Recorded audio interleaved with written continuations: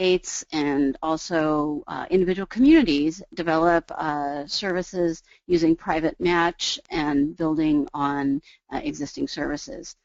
Angie, I worked with her in Eastern Oregon, and she is the general manager of the Grant County Transportation District and has an amazing little system that does demand response services, but when she received a highly rural grant from the Veterans Program, she started thinking about how she could help veterans actually get to the Veterans Health Center in Walla Walla, which is across the border in Washington State. So hopefully today we'll have a chance to talk about the theory and the practice of going from state to state.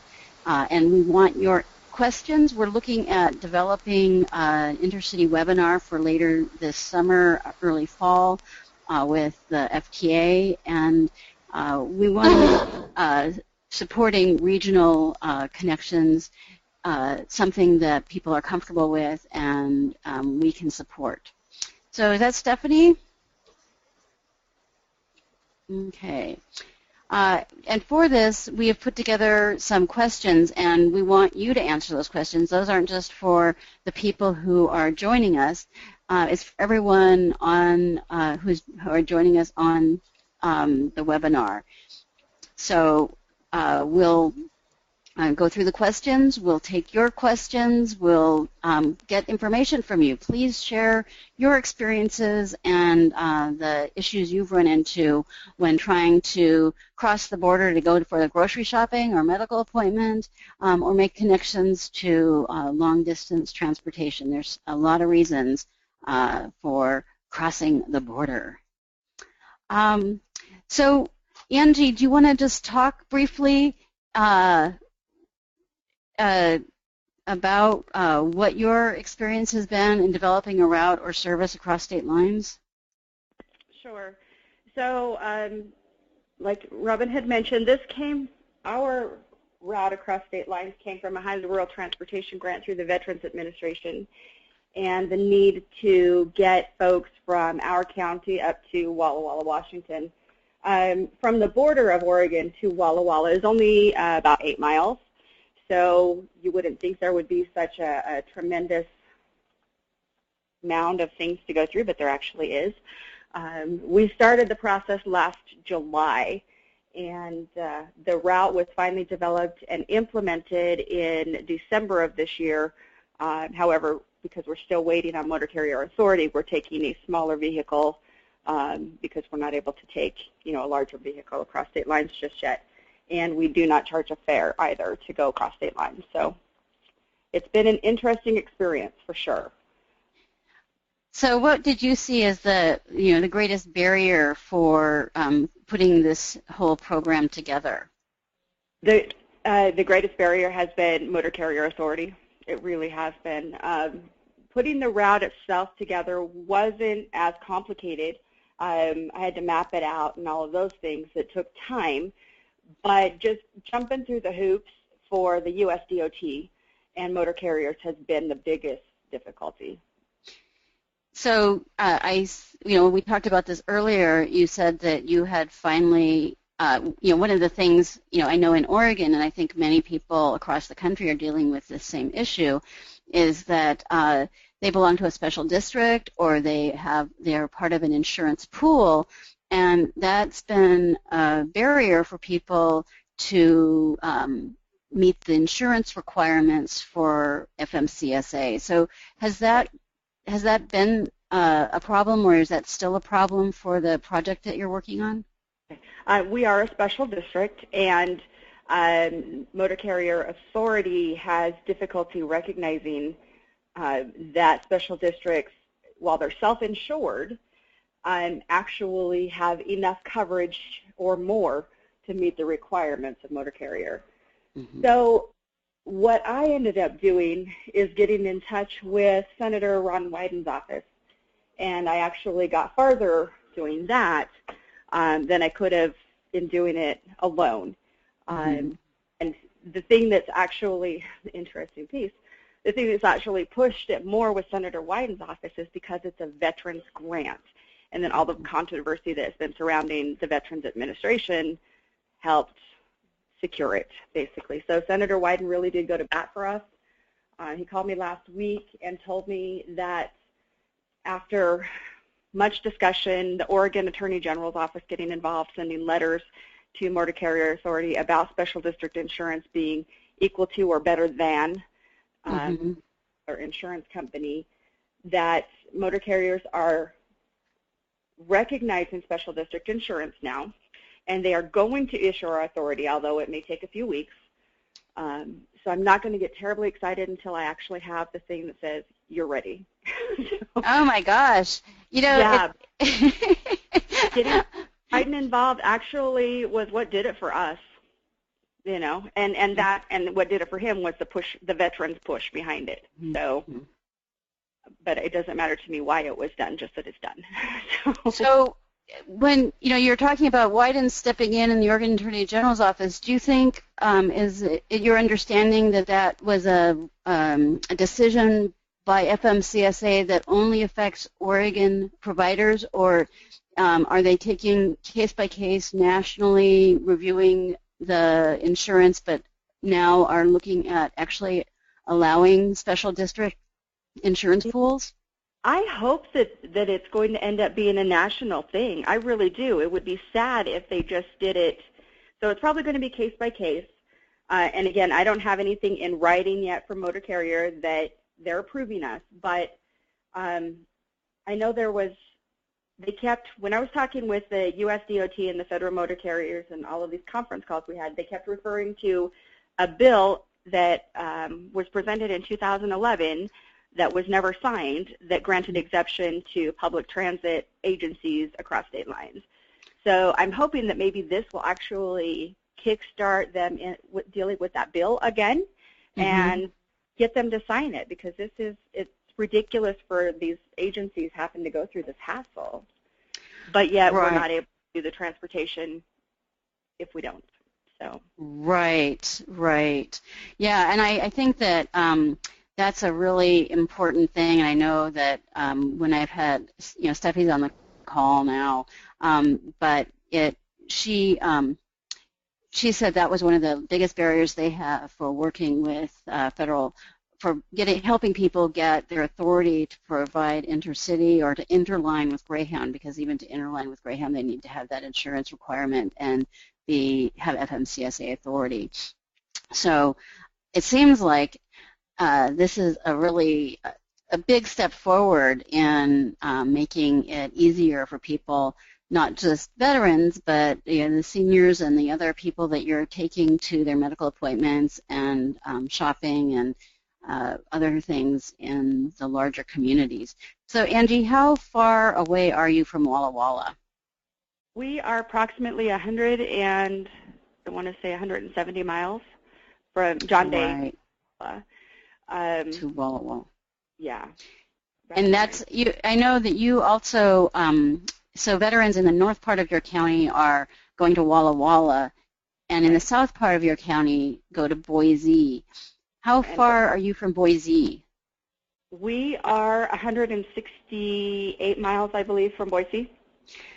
So it's interesting in your county that you have both. Those are the two closest veterans hospitals and medical centers, so that you have to cross state lines to get to either of them, and they are significant distances. So that's really great. Right. Well, there is a clinic in Bend, but that's still 158 miles. So. But you don't have to cross state borders to do that. You just have to go over the mountains, right? And that's much easier. So, hi, Stephanie, are you online now? I'm online, but I don't know if anybody can hear me. Oh, we can. You're on. You're awesome. Up and at 'em. Super. Wonderful. So, Stephanie, do you want to talk a little bit about your experience working with helping people and maybe do some introduction about the work you do around helping people get service across state lines? Well, for the most part, the people that the carriers that we've been successful working with have had private insurance. So we've not had the opportunity yet to work with anyone who, and I have a question about special district insurance. Is that, I'm not familiar with the term per se. Is that very similar? Is it the same as a municipal pool? Because that would be very helpful to understand. Do you know, Angie?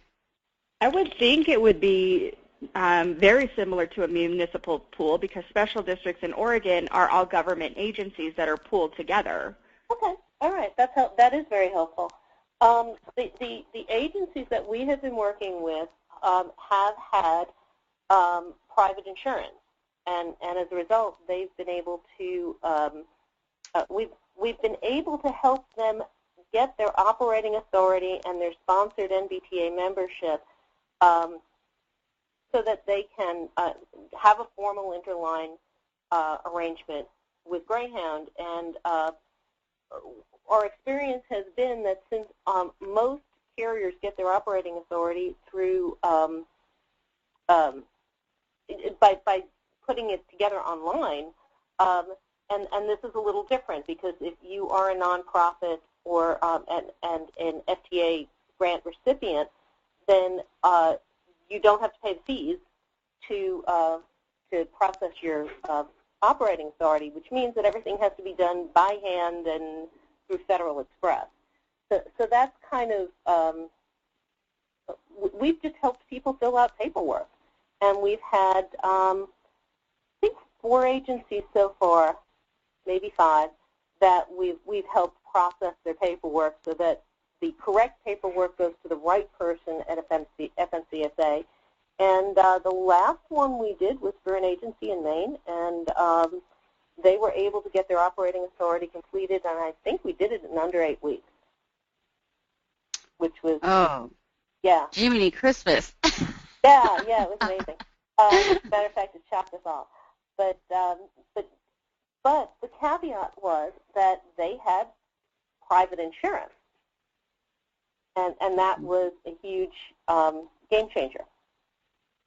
So the big game changer here is if FMCSA is going to be accepting municipal pooled insurance as valid, that changes everything for a lot of people. Because that is really cool. So many carriers, many smaller, many public transit agencies get their insurance through their municipal pools. It's almost unusual for an agency not to do that, because certainly you get much better deals that way. One of the agencies we worked with was provided tribal transit, and a lot of the tribes do use private insurance rather than pooled insurance, so that's helpful. But that's what our experience has been so far. And once a carrier has their operating authority, we have standard agreements that we can sign with those carriers to interline, and then we can quote their service for fixed route services that might feed into the intercity bus network. This is Liz. I got a call or a question before this peer call that actually relates a little bit, since you mentioned tribal transits. The question was whether tribal transits are subject to the same FMCSA regulations if they cross state lines. Can either of you answer that? The tribes that we have worked with have complied. They what? And have either had their operating authority or have gotten their operating authority, yes. But the same, this is Randy Isaacs, the same rules apply. Yes. Okay. Thank you.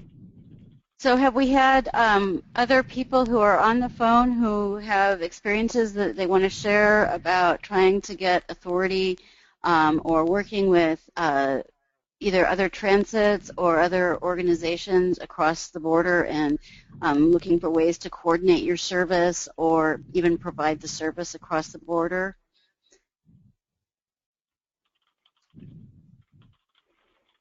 So if anyone wants to share their experience, you can raise your hand, or you can type into the questions panel, part of the control panel, and then we can bring it up that way or call on you. While everybody's thinking about whether they want to share their experience, we did get a question that we might as well answer now, if possible, from Jeff McVeigh. He asked, how is a van pool program affected when it crosses state lines? So I guess that's whether van pools need any authority or are under these regulations. Okay, if anybody knows the answer to that. Yeah. Well, this isn't something that these two guest conversationalists have a lot of experience with, but we can access. I mean, I work a lot with the Washington State DOT, and I know that they have a lot of van pools that go across the border, basically from the Pacific Ocean all the way to the confluence of the Snake and the Columbia Rivers on the east side. So does anyone on the phone have information that they work with van pools across state lines?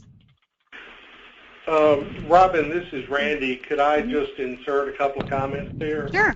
I think the designation is not necessarily whether it's a van pool, but more to the point, if it is an FTA grantee.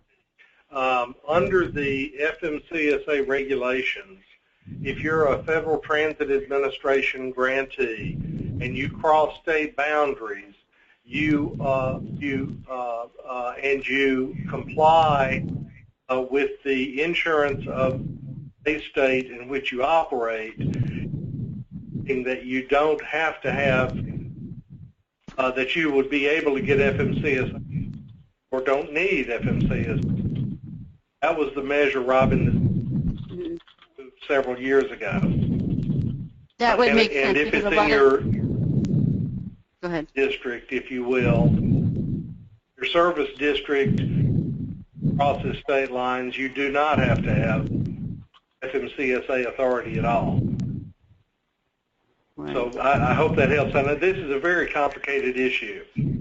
It is, and it really is. It has a unique response for basically whatever the people who you're transporting, the vehicles you're using to transport, and the intent or the purpose of the transportation itself. So the variety of ways you can mix and match that tend to create a lot of varieties of barrier to actually getting service out there, because it's hard to know what you're supposed to be doing. And so thanks, Randy, for sharing that information.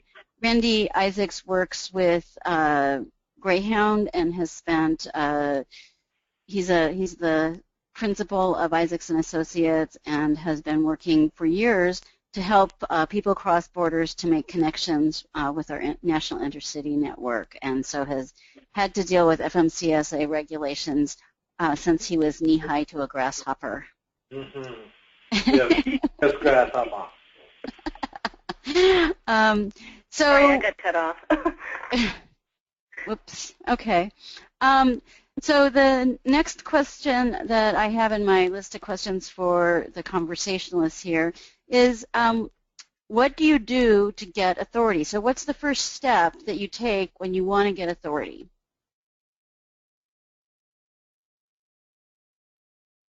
Angie? Okay, so the first thing I did was call Robin, because she was still working for ODOT at the time. Got direction on where to go from there. Then visited the Federal Motor Carrier Authority USDOT website. Visited there first because we had to get a USDOT number. Then we had to turn in the OP1 form and the BOC3, and then the UCR registration. And lastly was the insurance, which is what tripped us up. And hopefully that's settled. But there's a lot of paperwork involved. Some of it isn't very complicated. Some of the questions for me out here in the sticks and not having dealt with this before. It was challenging to me, but thankfully I was able to talk to my folks here at the Oregon Public Transit and have them help me. So it's just what I had to do. Right, and I think that's a good thing to say. You know, if you're a transit agency and you're trying to do something with FMCSA or you're trying to figure out how to make things work, a good first place to start is with your state DOT. And if they don't know or don't have the information, usually the state motor carrier is part of the DOT, so they have access to the people who are managing motor carrier regulation in your state and are connected with the headquarters people at both FMCSA and FTA at USDOT. So it's kind of a way to also give your state program the heads up that you're working in something like this. And from our perspective at RTAP, we're very interested in facilitating both at the state level and at your program level to make those trips happen. So, so from your perspective, Stephanie, what's the first step that you have when you're working with someone who's trying to start an over-the-border service? Well, similarly, if they're looking for their operating authority, the forms that Angie mentioned are the forms that everyone has to fill out. Angie, I'm curious, I'm assuming that you did all your forms manually, is that correct? Or were you trying to do those online? Actually, I tried to do them all online, and I got several different answers from Federal Motor Carrier on that fee that is charged. Right. And one of the people that I spoke, actually a couple of the people that I spoke with early on in the process said that that provision where the fee could be waived had gone away. And so we ended up paying for that, and then it came back about a month later on another conference call that no, we could have done it, just had to be manually and not over the computer. So from that standpoint, all the forms that that the people we've worked with have filled out, all of those forms have to be done manually and have to be submitted preferably by Federal Express, and that way they actually get to the right person faster. And the insurance, a lot of what, when you were talking about the insurance trips people up, if they have a private insurance carrier, the insurance form that gets filled out is not something that, say, your agent can fill out. It's actually something that's submitted by the insurance company, and they are familiar with it. I'm kind of out of my office, so I'm flying a little blind on the name of the form right now. But the insurance carrier submits the proof of insurance, and a lot of people were getting confused because they assumed that it would be something that their agent could provide, and it isn't. But yeah, we had people filling out the OP1 form and similarly, and that packet of documents, and then packaging it all up and sending them to or contacted FMCSA. And I don't know who you were working with directly, but there were two people that we were working with that were receiving the forms, confirming that they got the information, and processing that paperwork. And basically, you wrote on the top of your forms that you were an FTA grantee and said proof of your FTA grant status with your package, and then they waived the fee. Yeah, and I think it just doesn't make any sense in our day and age, but this is the way it is. Yeah, it really is. To get the fee waiver, you have to print off the forms, sign them in ink, and send them in. And you know, my experience when I worked for the American Bus Association, working with FMCSA, is that they really have they have filing cabinets with paper in them, and that is something that isn't fixed, and so it makes it really difficult sometimes for them to find things. But it's hard to file in a filing cabinet something that isn't made of paper. Though I do hear they have printers over there, so I'm not sure what exactly the issue is. So are there any other questions around the fee waiver or going to how to start an over-the-border service? Well, Robin, I got a couple follow-up questions about Randy's comment with getting authority, and so here's the question or the comment. Did I hear Randy correctly? If you're a 5311, 5310, or 5307 grantee and you comply with the state's insurance standards, you are exempt from FMCSA insurance regulations. Is that correct? Actually, clarification on that. You still have to have FMCSA authority, but the insurance requirement can be met with the base amount that your own state requires. So you would not have to have the $5 million, typically for a private for-profit company, it's $5 million single minimum limits. And for an FTA grantee, you still have to file, but you would not have to carry $5 million in coverage. If the state limits are lower. Yeah, the state if the state limits are lower, correct. Okay, I hope that clarifies it for everyone, but if not, let us know. I have another question that just came in. What does it mean to have FMCSA authority?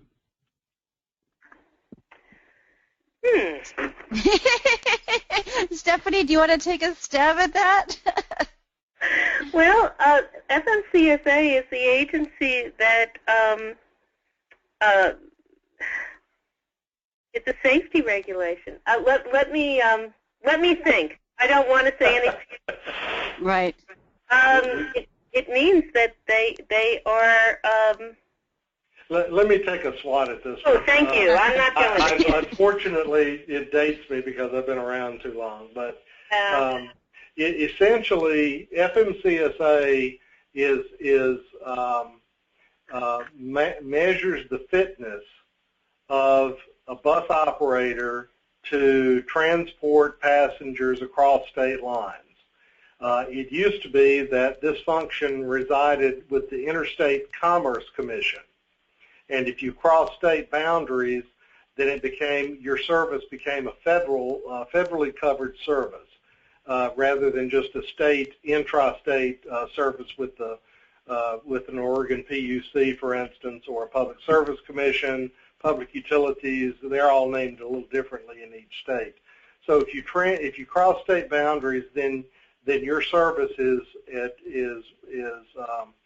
essentially overseen by the federal government, and with that oversight comes issues of safety and fitness.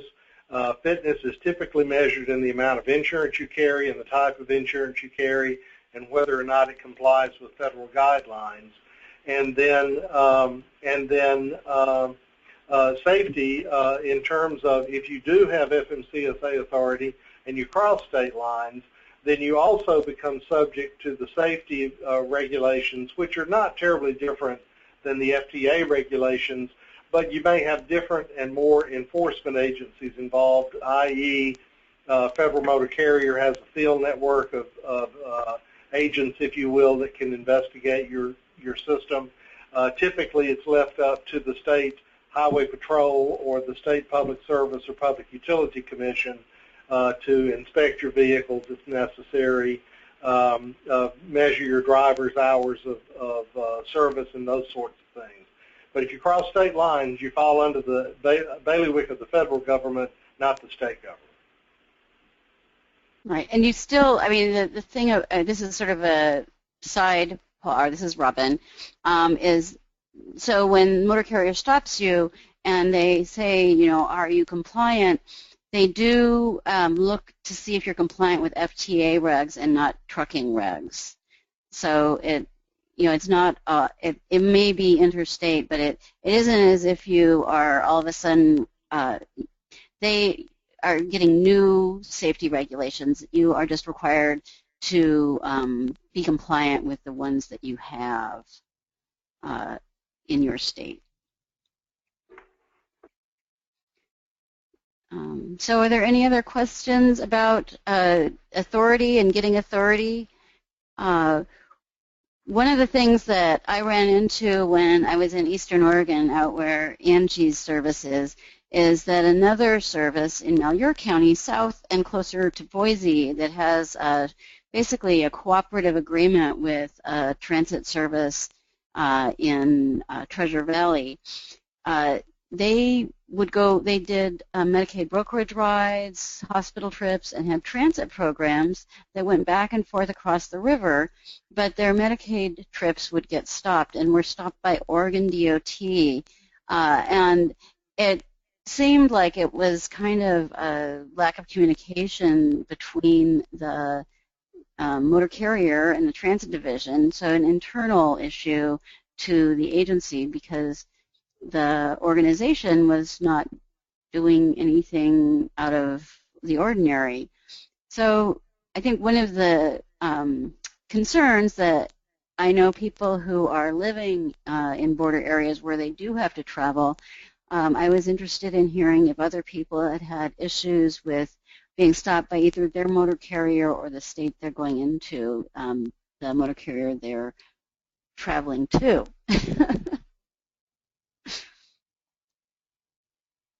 So, Robin, we have a couple other questions. Sure. That maybe I'll bring up. So first, I'm going to let Jeff McVeigh, who he had the original question about van pools. He has some follow-up questions, so I'm going to unmute him. And Jeff, you're now unmuted, so you can ask any follow-up questions you have. Okay, great. Just to try and get this clear in my mind and keep it as short as possible for you all, we're an existing van pool program attached to a metropolitan planning organization in Colorado and have been such for 20 years. We use the Colorado Intergovernmental Risk Sharing Agency, CSRSA, as our insurance carrier. And about 5 or 6 years ago, the opportunity came about that our friends up north in Cheyenne, Wyoming, about 45 miles from Fort Collins, Colorado, were interested in us supplying van pool service up there. And CSRSA, our insurance carrier, since we carry governmental immunity or governmental limits on the insurance, they would not insure us once we crossed state lines. And Wyoming actually tried to get a bill passed in the Wyoming legislature to extend our program, the same governmental immunity insurance limits, so to speak, that we had in Colorado to us when we crossed state lines into Wyoming. That fell one vote short, and the whole issue died.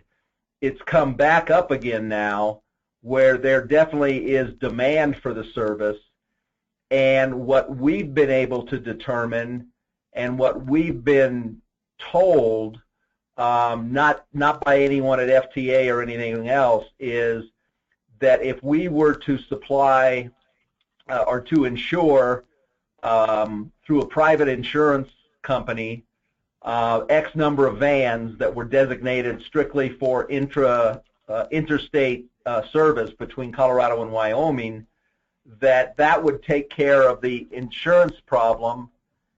And so what I'm wondering, are there any other hurdles that we need to address? We use 7- and 8-passenger minivans, and our van poolers are our drivers.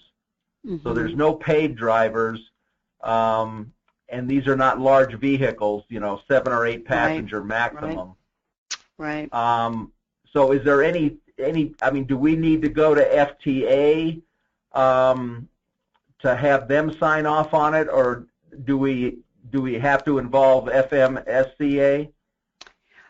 With FTA, they're happy. 5311 resources and 5307 resources are available to support van pooling.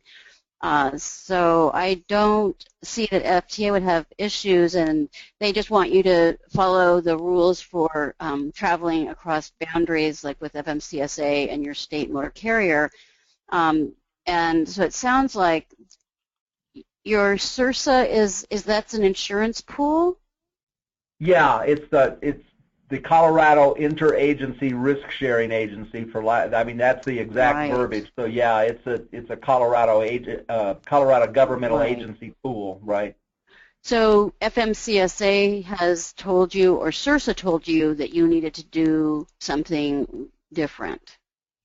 Yeah, CSRSA said they would not extend the insurance that was on our vehicles once they crossed into Wyoming. And so the thing, I think this sounds very particular to your pool, but it's an issue that probably other people run into where the barriers, have you talked with them about why it is they don't allow it? Is it a state law, or is it part of the, the way the pool was set up? So yeah, it's the way the pool's set up. They don't want to extend any of their liability beyond state borders.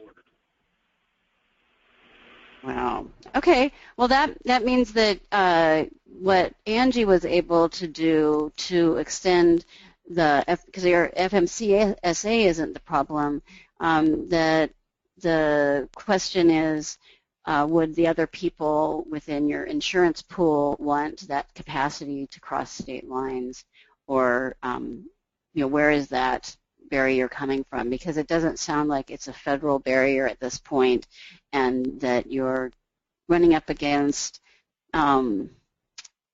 an idea that happens, you see it in a lot of places. Well, the state is given money to meet state needs. How is it a state need for you to go into another state? And as a transit manager, you run into this if you're trying to do regional transportation and you start up a service and people say, no, we don't want to support people going to that other town and spending all their money. Right. So this seems like a version of that issue, and I would actually think about if you would talk to CASTA and talk with them about potentially getting some support within your state to readdress the issue about where vehicles travel, because I know also on the west side of the state with Utah, then the southern part of the state into, is it New Mexico? Yeah. My geography gets a little fuzzy around the edges. But most states, the borders of a state usually do not contain everything that people need. And it is, I think it's really difficult when you have people who have the ability to say no, not thinking about people who are not necessarily in the same circumstances they are. And I know that in rural areas, van pooling can be a very cost-effective way for people to get to jobs that otherwise might take all the resources they're earning just to get to the job. Yeah, so that's why our solution in our eyes was to designate the X number of vans that are going to be used to cross the border into Wyoming, which is a very small percentage of our overall fleet, and those vehicles would be insured by a private insurance company. Yeah, I mean, and that's a great way to just deal with the reality you're dealing with, but then to think about the legislative concepts and look forward to helping your system really meet the needs of the people and businesses in your state. So that sounds like a great thing that you need to just move forward with it, and hope that over time you can bring other people to see the benefit of creating what we'd call good travel, or travel between the states that's not burdened. I mean, we do have a constitutional right to travel. We don't have passports. All right, very good. Well, thanks so much for the information. Thanks. Could I add one comment? I believe you also mentioned that you were contemplating going and getting private insurance for those buses affected. The only anecdotal comment I've got in that regard is I am familiar with the system that did exactly that. They kind of created a nonprofit or created a separate subdivision of their organization, and they had private insurance for a portion of their fleet, and they had pool insurance for the remainder of their fleet. After they had the policy of the private coverage policy for about a year and a half, the insurance company contacted the client and indicated that if they didn't insure their entire fleet, including the other buses that were segmented out, that they would cancel their coverage for the smaller fleet with the private market coverage, and they did. So just be aware that there are market issues afoot if you try to go down that path also. Okay, good. Thanks, Randy, for that. Appreciate it. You know, and as another quick comment, this is Stephanie. I'm curious as to how many of these municipal pools have those types of restrictions in place. And as you go through the process of looking at operating authority, how often that's going to come into play? I think the answer is it's going to come in often because the pools are established by state enabling legislation with little or no bearing whatsoever on the federal side. Right, and they're not even necessarily transportation oriented. So the whole correct. concept of going between states is like for a district that's established for education is certainly not going to be all that, that's they might not be as interested or think of it in those terms. Yeah. Unless those vehicles have need to travel interstate, which depends on where you live, I assume. So. Mm-hmm. Mm-hmm. So I have a couple other questions that came in that we should answer. We have about 15 minutes left on the call. Super. So one is, once you apply, does the FMCSA authority ever expire? The insurance, your insurance has to be kept current. And as long as your insurance is kept current and there are no safety violations that would prevent for which FMCSA might pull your authority, it should stay in place. And you don't have to re-up it and resend in your manual forms again and again. That is a one-and-done experience. Well, so. It is, and with private insurance, the insurance companies are automatically that information is automatically transmitted to FMCSA. With the issue is with the pool insurance, and this is going to be interesting to see, Angie, how this works out. Keeping good current information about your insurance, viability of your pool insurance, and that it's always current. I'm going to be curious to see how that communication works, because that's one of the ways everything stays current. It's more automated on the private carrier side. This is Angie. It's my understanding also that the MCS 150 form must be updated every 2 years in order to maintain the motor carrier authority. Correct. What was that again? The MCS 150. That is the form that, oh goodness sakes, here it is. I'm looking for it. I have a copy here somewhere.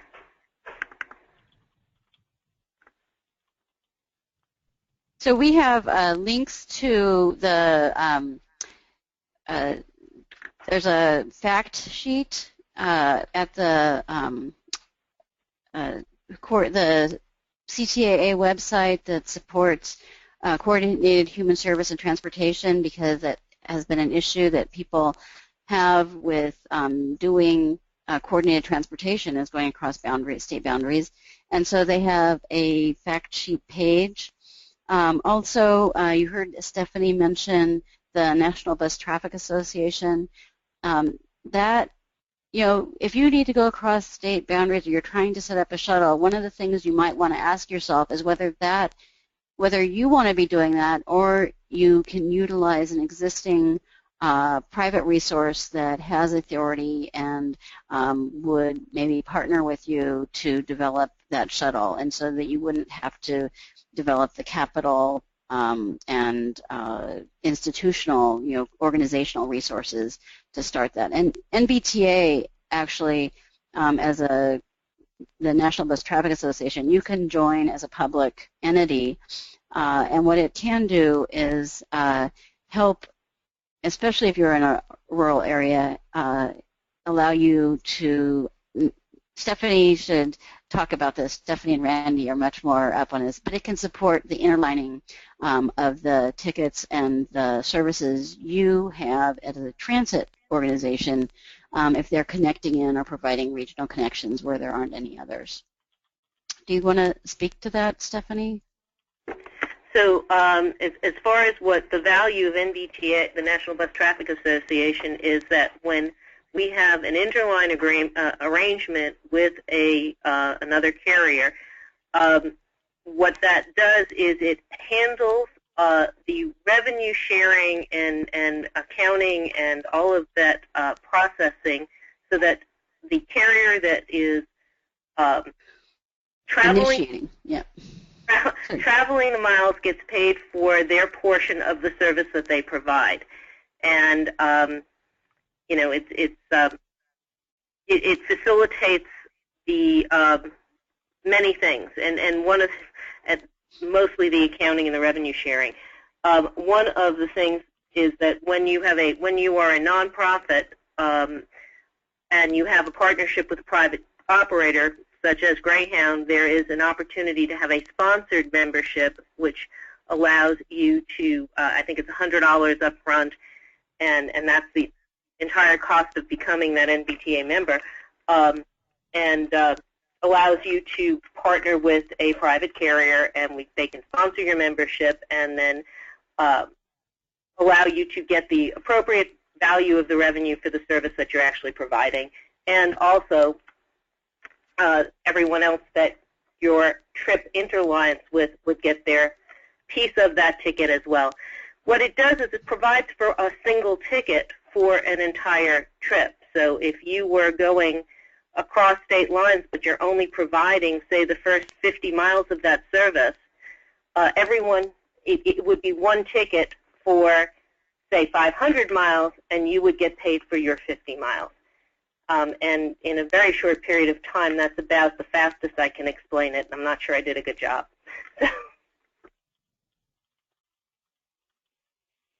No, that's great. I think it's important to think about the reasons why people cross state lines in a sort of a 360. There's a bunch of reasons why we need to, and sometimes they seem very local, but they can also have connectivity and access for larger networks, regional and national networks of transportation, because the closest airport to Angie is, 120 miles in Bend, or 175 in Walla Walla, or in Boise, 168 miles. So that local veterans service can also help people access other transportation resources. So I have another question. Are FTA Section 5310 subrecipients exempt from FMCSA authority if they are transporting their clients and not charging a fare? Anyone know the answer to that? That's likely going to have to be answered by FMCSA. But if you are accepting voluntary contributions, it's my understanding that FMCSA has previously ruled that is a revenue. It's not whether it's voluntary or required, but if you accept any money, it's a transaction, and they consider that under their purview at that point. Angie, do you want to talk about the analysis you went through when you sort of set up your system? Because I know that we had quite a bit of discussion around fair, no fair. So Very interesting. And just to speak on that last question really quick, my conversations with the Motor Carrier Authority, because we receive grant monies, federal, that is considered enough of a compensation that we would fall under regulations.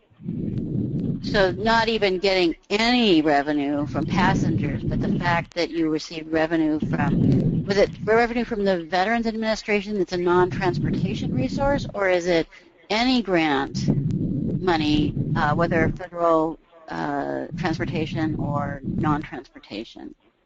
It's any federal money, I understand. Oh, because that's all we operate on is state and federal money. So right. The fares don't pay the bills. So that's my conversation. I had many conversations with Motor Carrier as an on their end. So yeah, because we receive federal money for our operating, and so that's considered compensation. Doing it for free, basically. Enough to put us into Motor Carrier. Then the size of the vehicle also matters. Right.